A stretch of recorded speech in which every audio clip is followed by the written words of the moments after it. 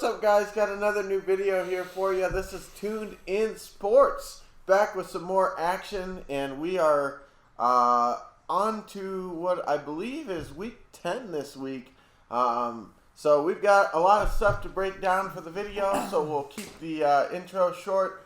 My name's Bryson. I'm Bennett. I'm Steve. And I'm Don. And we've got another week's action coming at you, and we're going to hop right into it. We've got the Lions who took on Pittsburgh in a very rainy game today. And, well, I guess... Broke the win streak.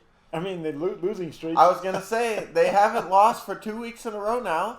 Unfortunately, one of them was a bye week, and the other one, they didn't win either. That's still up for debate whether we lost that or not. Yeah. But let's just say it didn't show up on the scorecard on the total win total that it was a loss. So 2 weeks in a row that they escaped without another one in the L column. But apart from that, I think it kind of feels like it was a loss for them because truth is that for a good portion of the game they had multiple opportunities to put this one in the bag. Failed to do so, both in regulation, and in overtime. They had a handful of opportunities to kind of wax on, wax off with Pittsburgh here, but for one reason or another, weren't able to do so. And so here we sit with yet another disappointing finish for the Lions on this season. It's not a loss, but at the same time, it doesn't. I'm sure that they aren't happy with it, and I know that the fans probably are pretty disappointed, or in some respects, they might be past disappointment and just, they're kind of like the Joker, please excuse me, I have a condition kind of thing going on here, Mr. Phoenix. So anyway, tough game for the Lions, and unfortunate that they couldn't pull out a victory, and unfortunate that they didn't still have Matt Prater, because they would have pulled out a victory had he been the one kicking it. But instead we had Santoso missing an extra point and a field goal. But like I said, and like you'll probably hear in multiple other people's parts, is that, and we always talk about, it's not just about one play. And like I said, in both regulation and in overtime, they had opportunities to get the job done and just weren't able to do it. So unfortunate for them, but hey, they didn't lose. So I guess there's that. Yeah, tough, win/loss for the Lions. They didn't really do either. They were right in the middle. But you know what? This was actually a pretty positive day for me because we had the tie for Pittsburgh, and then we had a loss by the Browns and also the Ravens. So you know what?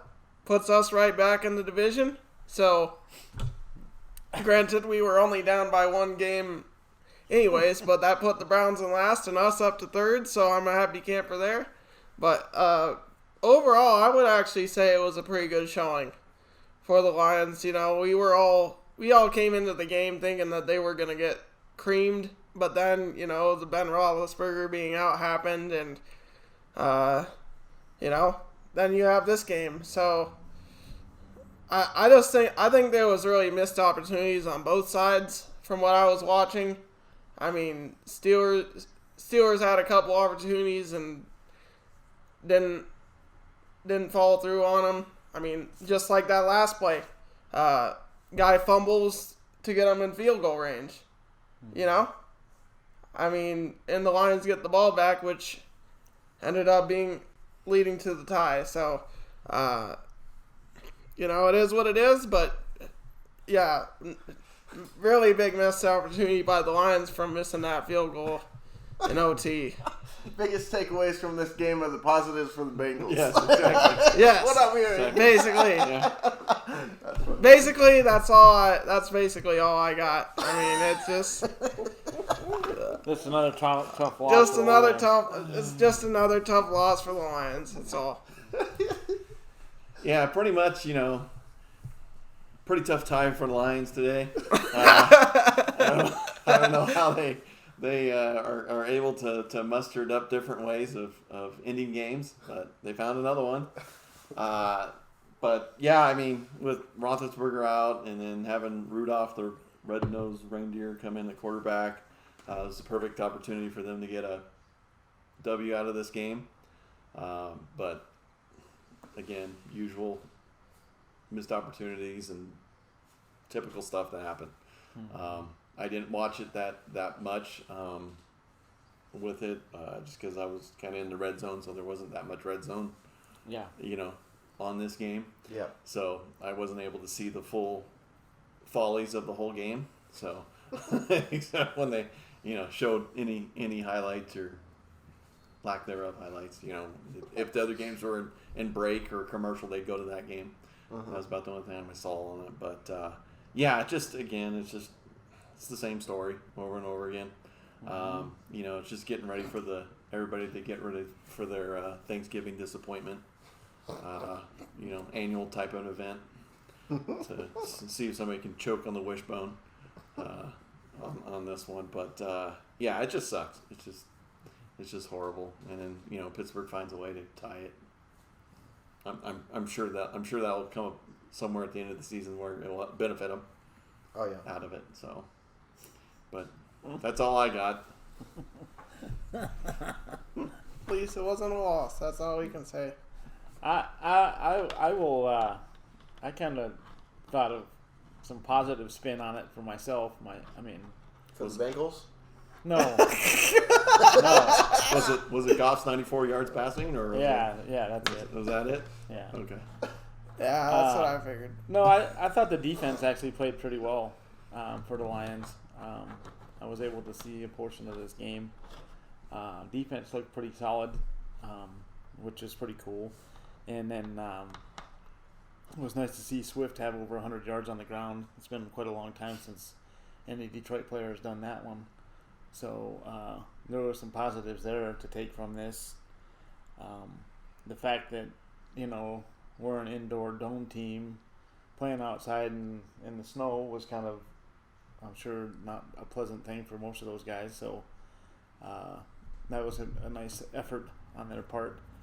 We still got to figure out how to win a game, but at least if we look at, a lot of fingers, including my own, have been pointed at that showing against the Eagles and how bad that was, and there is no excuse for that showing.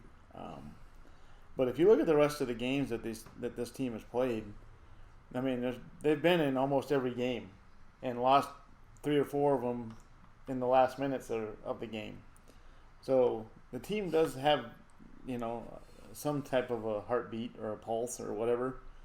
And they're doing it with, second string talent pretty much everywhere on the field outside of Hawkinson and Swift. Hawkinson didn't even play today. Yeah, he did. Yeah, He did? He just didn't have a catch. Yeah. Oh, Yeah, Goff couldn't find a reason to that's- get him the ball, apparently. But anyway, outside of the shitty quarterback play, like I said, I think the team actually is not they're trying, they're playing hard, and let's face it, the recipe was, even if Ben Roethlisberger's healthy, I don't see there being that much difference in the way the game was played.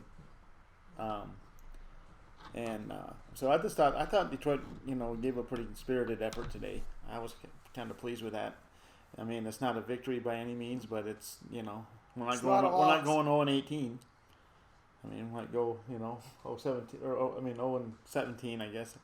0-16-1, maybe. Well, I was going to say that's kind of the classic thing. You want to come out the gate as the worst ever. You want to still at least a little bit of room for improvement. Right. You want to be 0-16-1, so you still have the worst record ever, but it's not completely Right. The 0-17. Well, we're not the 0-17. Yeah, So. exactly. That's on there. You know. And I'm sure Belichick is watching Mr. Swift, so he can pick him up just like he did with the Bengals. Corey Dillon, when they're on crappy teams, Dillon comes over. LeGarrette Blount, whenever they need a superstar at tailback, old Bill's gonna be like, "Hey, come on over, fellas. We got room for you."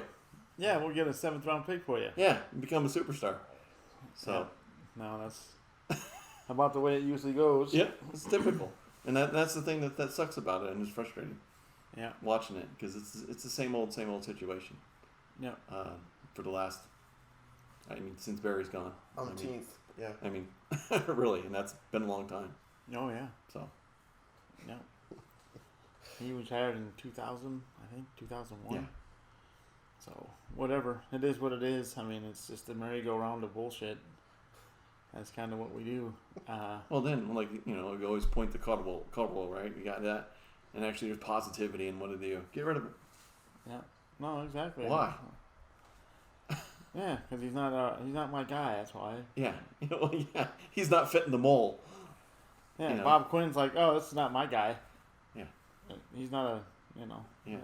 We saw his guy. Yeah. Yeah, and from that standpoint, we got tired of seeing his guy. Yeah, Bluto.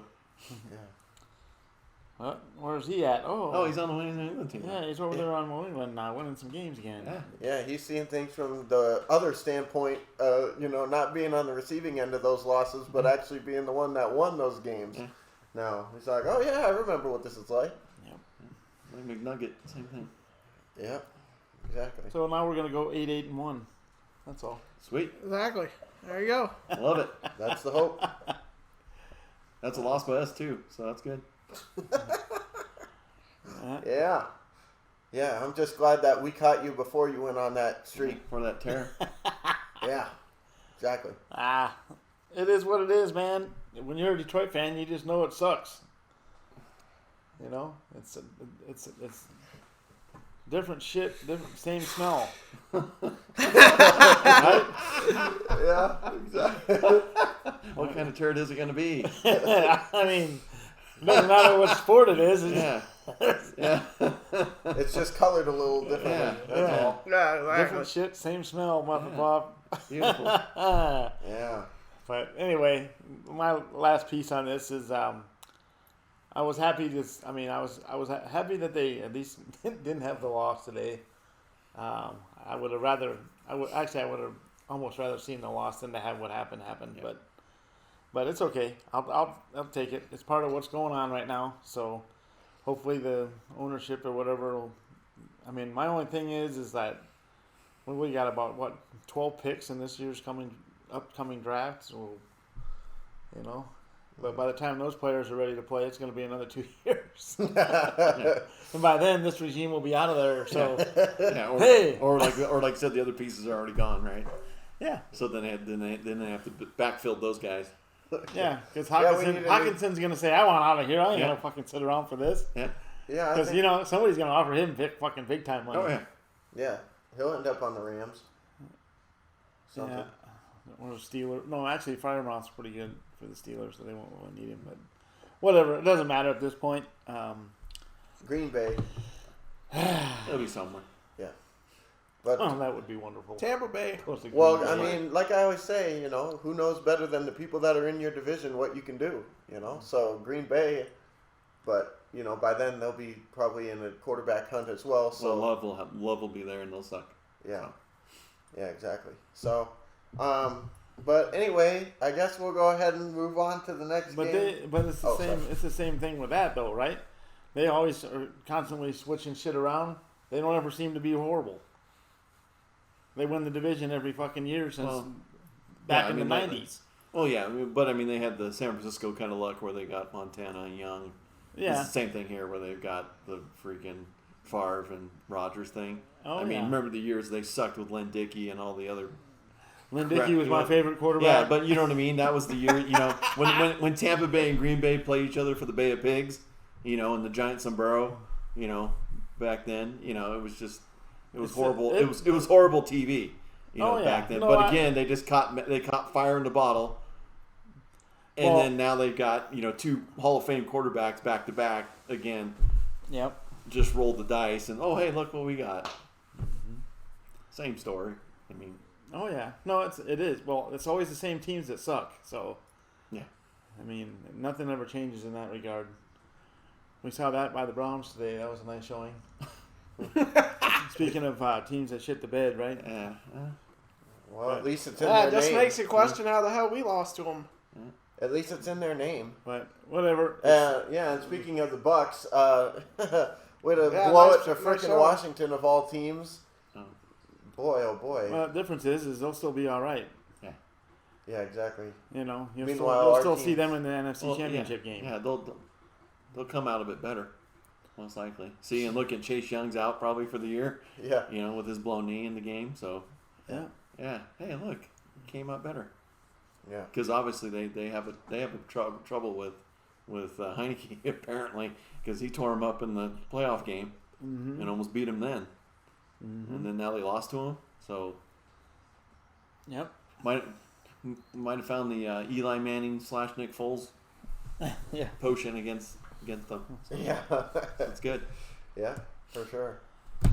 But with that being said, let's go ahead and move into the second and final game of the program here. We had the Eagles taking on the Broncos for this week's performance. For this week's head-to-head matchup of insanity and awesomeness. And basically the ending score ended up being 30-13. And so... yeah, I'll go ahead and go first because honestly my piece is pretty short for this. To be honest with you, I was very encouraged by things that I saw from the Eagles here today, Me and too. and honestly, just the last handful of weeks. With that being said, does it necessarily does it mean that we're striking thunder in a bottle or anything like that? No, it doesn't. But I talked about last week, and I'll bring it up here because I believe it is relevant, about our remaining schedule and the fact that basically, I feel that basically Denver was one of only a couple of teams left that I really thought that we had a good chance of losing to. The majority of our schedule left is either division opponents or the worst teams in other divisions. So the truth of the matter is That was us too. yeah. Well, yeah, that's true. But I'm not talking about last in the division at 500. I'm talking like last in the division and lucky to have a single win. Us too. So with that being said, though, we got teams like the Jets and teams like that left, and I really just think that that is really big that we were able to win today. On the road, and I just think, like I said, given the fact of what our schedule is left, I think it was a big momentum builder, and I really hope and think that we have a good chance at a wild card position here. And to be honest with you, based on where we left off last season, I didn't think that was even something that we could potentially look at coming into this season. Mm-hmm. Now, don't get me wrong. We still got to take care of business. We got to play Washington twice, so we'll probably drop one of those games, knowing how it usually goes. Might be a little bit easier without Young there, though. Well, nonetheless, I'm just saying we still got to, you can't take for granted and assume that we're just going to beat the teams in our division because, as we saw last year, it doesn't work out that way. But all I'm saying is that there is, outside of maybe or definitely the Cowboys, and like I said, that depends when we play them because they might not have anything to play for by then.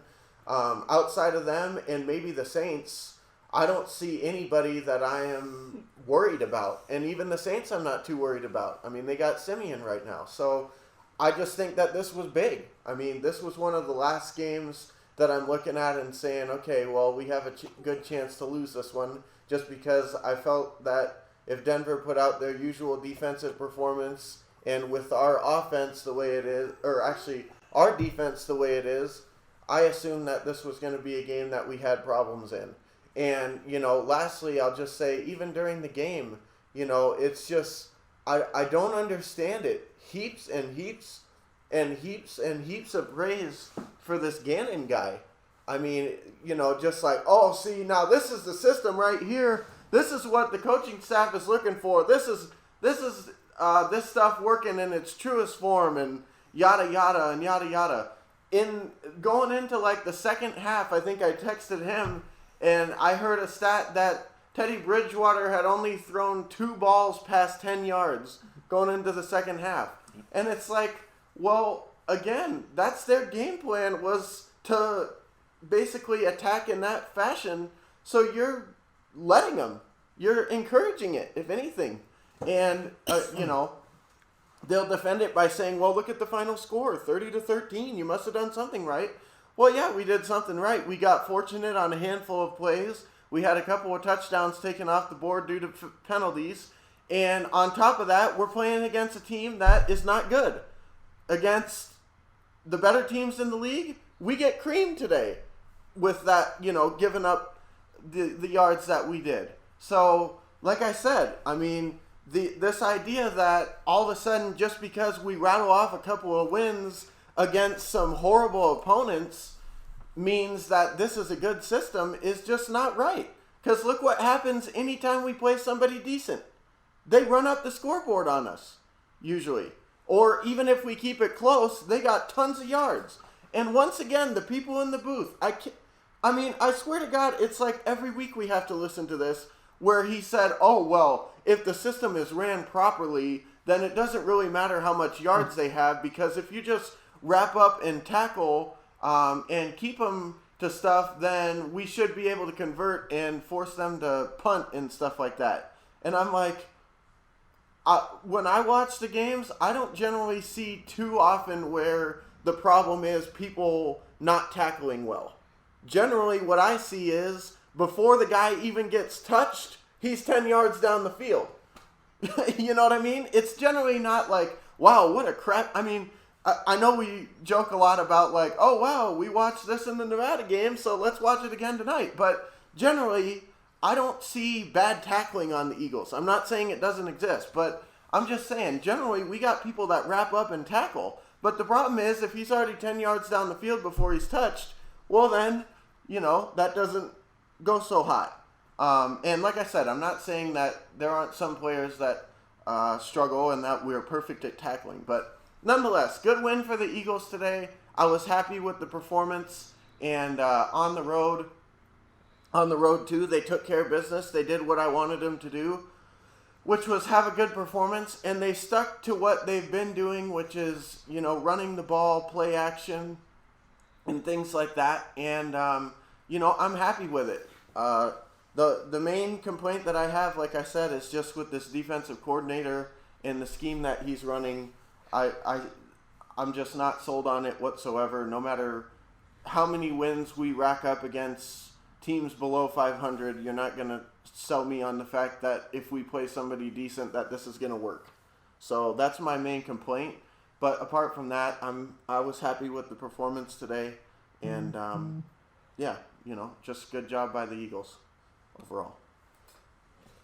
Yeah, I'll go a little bit different route with this one and say pretty disappointing performance for the Broncos today.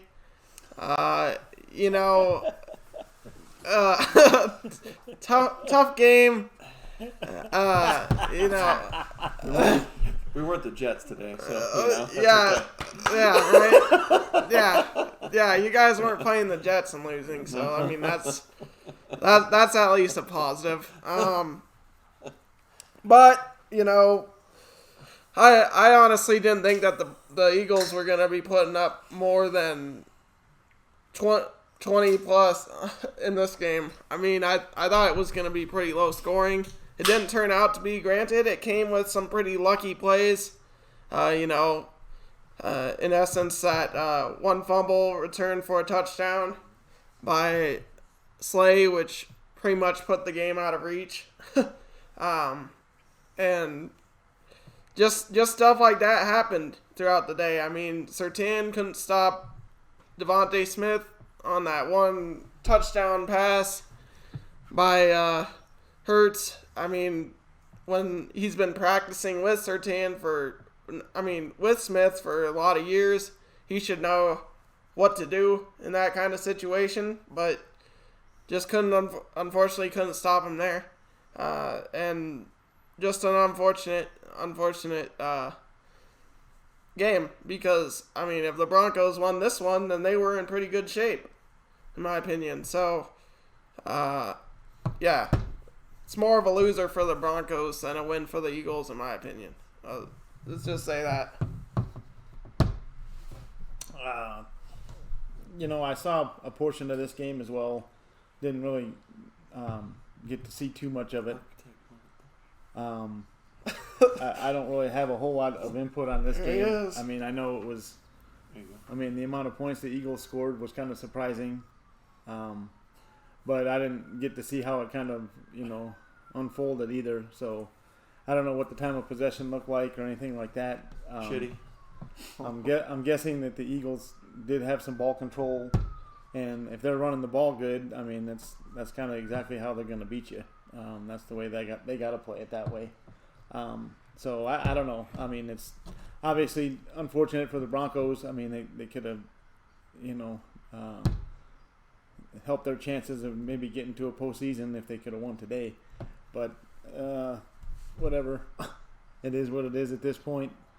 Coming from me being a Lions fan, I ain't got a lot of sympathy for Anybody that's losing. Because that's all I ever do. So no, but I mean, truthfully, it's just a bad day for Denver. It was just not what they were looking for. It looks like Bridgewater didn't have a very good day either. So I don't know what they're gonna do there with him. Back to the QB carousel. Yeah, and looks like I was gonna say looks like Don's ready to throw him in the trash. So I'll go ahead and leave the rest of my time to Don. Yeah, I want to say I'm wearing my Vince Papale Invincible movie, one of the great movies of all time. That also sounded like all the announcers at the end of the game. Not bad for a 3-16 or 3-16, being invincible. But okay, this is 3-16. Kudos to the Eagles today. They played their game and it worked. This is complete trash and bullshit on the Denver side. Not coached very well. Not looking at anything that they've done before with a running quarterback. This was exactly a damn freaking repeat of Lamar Jackson. It was complete BS. They let this guy run all around. He's throwing balls off the back foot, hitting guys in the boundary. It was like anything that he threw, he completed. And it was complete garbage. Normally, he doesn't even hit the front side of the bar. But today, boom. Today's the lucky day. I don't know something with altitude, it was the same thing with Flacco years ago. They just throw it up. No, it's complete. No matter what happens. It was just unbelievable. And guess what? They gave up 20 points to a slow freaking starting team. Are you kidding me? This team is notoriously slow starting. Yeah. And they gave up 20 points. But on the other hand, they're the second half team. Guess what? They were completely on their ass. But then a fumble returns for a touchdown, changes the whole game. And it's over. That one play just killed the whole game. It was the end. So anyway, just for me sitting on my couch for this excellent analysis. If anybody wants to beat the Eagles, this is how you do it. They're going to run RPO. If Hurts goes to the left, he's going to run. He is not passing because he cannot pass running to the left. So you stuff him out there. If he goes to the right, guess what he does? He's either going to run it or throw it. So you're going to have to be load up heavy on the right-hand side. Because he throws out, he's a right-handed quarterback, so he has an easier time throwing it to the right. Anytime he does the RPO to the right, he's going to throw it off his right foot. Force him to the left, because he will not throw it to the left. But again, that's just me sitting on my couch. But I have no clue. And you're going to tell me the same thing. You cannot be watching this. That this team can be defeated just as easy as that. And guess what? When he does run, hit him. Give him blows, right? Eventually, you're going to knock the shit out of him.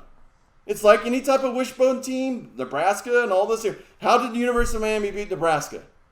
Anytime the quarterback came by, his ass was going on the ground. Well, I thought he had the ball, right? That's how you take care of it, right? All of a sudden, then becomes jittery. It's like, oh, I better give it to the running back. But it's the same thing, though. If he goes to the left, he's running. If he goes to the right, there's a possibility of a run pass. But he usually doesn't. When he does give it up, he's going to go squirting out to the right, and he fades backwards, and then makes a big loop. Yeah. It's the same play every goddamn time. And you can't tell me that you can't figure this out. It's ridiculous. That was with it. But anyway, shitty performance all the way around. Of course, the guy at the end, one of the players, I think Damani Jones, says, yeah, it was really bad execution and also poor coaching, which was exactly what Vic said in the locker room. So, good job, as always. So, unbelievable. Again, big opportunity, like everybody says, for this game for the Broncos. 6-4 would have been huge, especially with the seasons that we've had. Would have been great, but as usual, we find a way to cock it up. And we're 5-5 going into the bye week, and then all we have left there's Chargers and Chiefs and Raiders. So we get the meat of our schedule, and we're just gonna. It's not gonna be good with it. So be another year of looking at how high we can get up the draft board. And of course, we screw it up as usual, as always, and we'll fall into the bucket and fucking win some stupid games, which will just disappoint us more, because then we'll be in the 15s and normal shit, and then we can pick another Alabama player. Yeah, pick another freaking Alabama player. That'd be great. Instead of drafting the ones that I said we should have drafted. Henry. Would've be great in Denver. Big freaking running back, pounding it inside the goal line. Wow, Travis Henry would be a great deal. No, we don't need him. It's just disappointing with it. This game was just really ugly all the way around. I don't know. It's just frustrating, but it's the same shit that we've been talking about for the last 5 years. So, yeah, the carousel just keeps on going. Go team. Go team. Yeah. Yeah. No, I mean, and the truth of the matter is like you say. I mean, watching the Eagles a good portion of the time, in terms of them actually having more designed runs they have, but when it comes to the RPO stuff, he literally drew it out for you, because every time he goes right, he goes back a little bit and then makes like an S and then goes to the sideline. I see it. I watch it every week just about, where he does that little squirting to the outside thing and then tries to either run past the defender, or he throws a little thing to some guy that just happens to be standing next to the sideline. And, and that just leads us to what we talk about nearly weekly on this channel, which is we're sitting at home, we're watching this stuff, we watch the games, we don't sit here Monday, Tuesday, Wednesday, Thursday, Friday, Saturday. Oh, let's watch the highlight reel and really analyze and break down the plays here. We're just watching it on the day of the game and giving you our thoughts on it. And a good portion of the time, we're not that far off. If anything, we're spot on. So if we're doing that, just watching the game, not really putting any extra effort into it than that, because to be completely honest with you, it's painful. I wouldn't want to spend more than one day thinking about this trash. But if we're just spending an afternoon just like, hey, here's what we saw, just a couple of guys sitting on the couch watching football because they like the sport, what are the coaches doing? That's just, how do you not game plan for this? Like I said, I've watched the Eagles pretty much all season, and what he described is what I've been seeing. So it's not like, they brought it out something special for Denver this week. No, they didn't do that. Like I said, the only thing that's really changed over the last handful of weeks is I've seen more design run plays where they straight up hand it to the running back. Thank you, by the way. It's about time. But that aside, it's not like we're reinventing the wheel here. It's pretty much the same stuff. RPO till we die. Run past shit, as Don calls it. And, and it's like, if I'm Denver, how did you kind of get blindsided by it, essentially? This is nothing new. It was 10-0 before in the first quarter, and it's like he said, a slow team. Yeah, well, and then also too is that we're down there and we have a chance to even go up 14-10 before you know it, and we're throwing the ball all the way around the field down there on the 2-yard line. What the fuck are you doing? Yeah. You've got Williams and Gordon, who will probably fumble eventually, but yeah, run it down their throats. Yeah, beat them up. No. Let's go with the, roll out left and see if Teddy can make a pass, and then we'll throw another. Then we're screwed on that one. They stuff us on second, and so then we're going to throw it away on third down. And then we end up 10-10. It's like, yeah. Well, and from the game that I watched, when they did run the ball specifically with Williams, they were effective. Mm-hmm. So what. Perfect time to go away from it when you're down there on the goal line and could really just benefit from pounding it down the hole. Yeah. But, it's the usual, let's line up in shotgun, or let's do the pistol, or let's do the wildcat, Yeah, let's bring in something exotic. Yeah, the mark of great coaching. Just instead of just doing what every other team does that works, let's go ahead and reinvent the wheel and create our own special thing. Or do what you do best. I mean, like you said, it's like the Eagles. If they don't go away from the RPO, why are they going away from the RPO? It's the best thing they run is the RPO. Yeah. If they don't do anything besides RPO, there's something wrong. That's with it. So why would you deviate from that one bit? Yeah. So it's the same with the Broncos. You run the ball. That's your best option. Mm-hmm. Especially down there, right? Just line up and go. You're supposed to have Fant and Alberto, and you've got Sutton and Patrick. You got all these, and again, they didn't even target any wide receivers today, which is really unfathomable. I know Shermer got COVID and Shula had to come in, but at least his dad ran the ball. I mean, you know what I mean? It's like, what the hell did you do? And I have no idea what this guy was calling, but I mean, I guess that's what we get for having ex-Bengals. Yeah, apparently. Yeah, I guess so. That's all. But it's just mind blowing that you have that receiver talent, as Sutton and Patrick, and like I said, getting Noah Fant back in just vapor. It looked like the Avengers out there, just disappeared. Yeah. No, exactly, and I mean, especially against the style of this gentleman, Gannon. Mm-hmm. I mean, it plays right into the Broncos' hands. I mean, like I said in the preview, I considered us at a disadvantage before this game even started.